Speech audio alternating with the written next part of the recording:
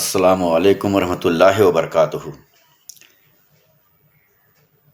ایک ویڈیو اور لے کے حاضر ہوا ہوں جو کہ بہت ضروری ہے۔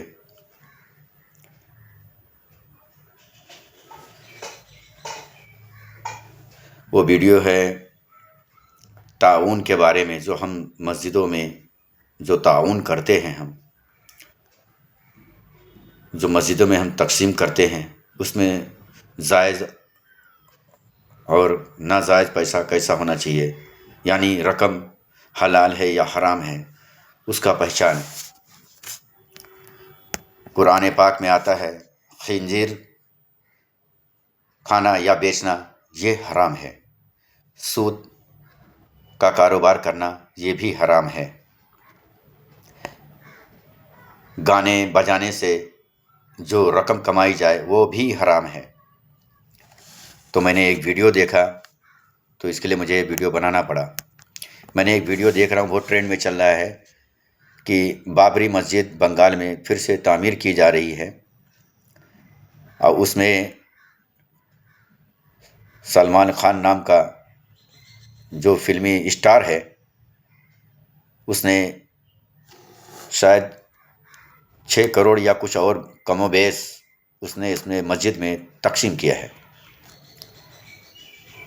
جبکہ وہ پیسہ حرام کا ہے۔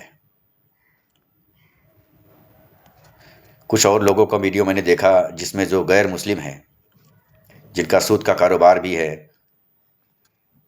خنزیر وغیرہ بھی پالتے ہیں، وہ لوگ بھی اس میں کوئی اینٹ تقسیم کر رہا ہے، کوئی سیمنٹ تقسیم کر رہا ہے۔ تو بتائیے، اس پہ اللہ کا غضب نہیں ہوگا تو کیا ہوگا؟ تو اس مسجد کے لیے جو خوشی ہو رہی ہے، اس کی عبادت کیسی ہوگی؟ اللہ ہی بہتر ڈالے۔ میں تو بس اتنا ہی کہہ رہا ہوں جتنا قرآن سے ثابت ہے۔ تو آپ عوام تک میں یہ ویڈیو پہنچانا یہ بہت ضروری تھا کہ اگر آپ لوگ بھی کسی مسجد میں یا کسی قبرستان میں، پاک جگہ میں اور پاک کام کے لیے اگر کوئی آپ رقم تقسیم یا تعاون کرنا چاہتے ہیں، تو خدا کے واسطے آپ لوگ حلال روزی سے جو کمائے ہوا جو رقم ہوگا وہی آپ ادا کریں، یا کوئی آپ کا کوئی چاہنے والا ہو جو اپنے دل سے آپ کو دیا ہو، اور وہ رقم آپ چاہیں تو تقسیم کر سکتے ہیں جس کے آپ حقدار ہوں۔ ایمان سے کمایا ہوا پیسہ آپ کا ہو، ایمان سے آپ کے پاس جو دولت ہو، وہی دولت کو تقسیم کرنے کا اجازت ہے آپ کو۔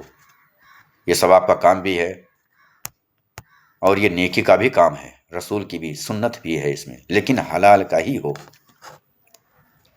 میرے بھائی، غلط کاموں کرنے سے کچھ لوگ کو ہم نے دیکھا ہے، جس کا سود کا کاروبار ہے، تو وہ لوگ بھی مسجد میں تعاون کرتے ہیں۔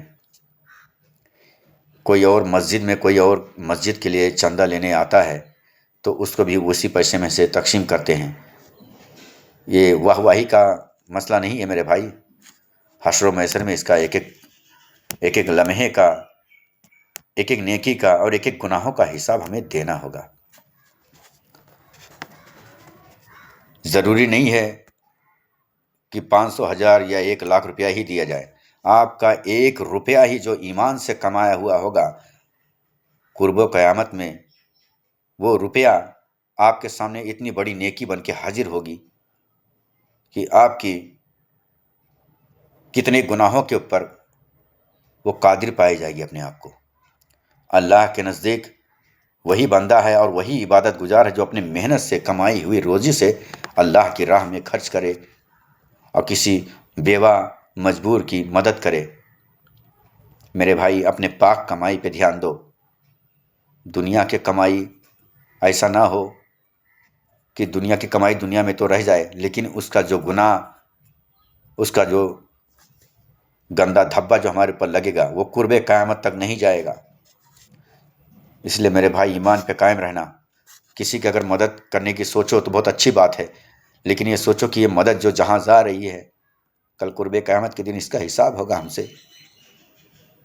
اور اگر ہم نے غلط طریقے سے مدد کسی کی تو کل حشر و محشر میں اگر اس نے میرا گریبان پکڑ لیا تو سارا اعمال بیکار ہو جائے گا۔ میرے بھائی، ایسا کوئی بھی ناجائز کام نہ کرے جس سے ہمیں حشر و محشر میں بہت بھاری پڑ جائے کہ اس کا اتنا بڑا کفارہ ادا کرنا پڑ جائے کہ جو ہمارے پاس وہ کفارہ ہو ہی نہ۔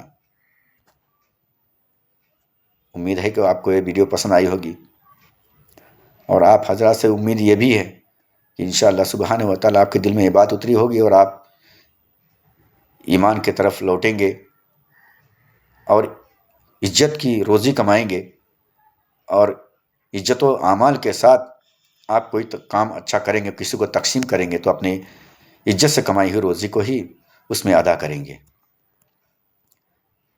اب رکھتے ہیں ویڈیو۔ السلام علیکم ورحمۃ اللہ وبرکاتہ۔ بھائی میرے اس ویڈیو پہ جو میں نے کہا اس پہ غور کیجئے گا۔ اللہ کی راہ میں پاک روزی سے کمائی ہوئی جو پیسے ہوں گے وہی تعاون کرنا، حرام کا نہ دینا۔ چلیے، السلام علیکم ورحمۃ اللہ وبرکاتہ۔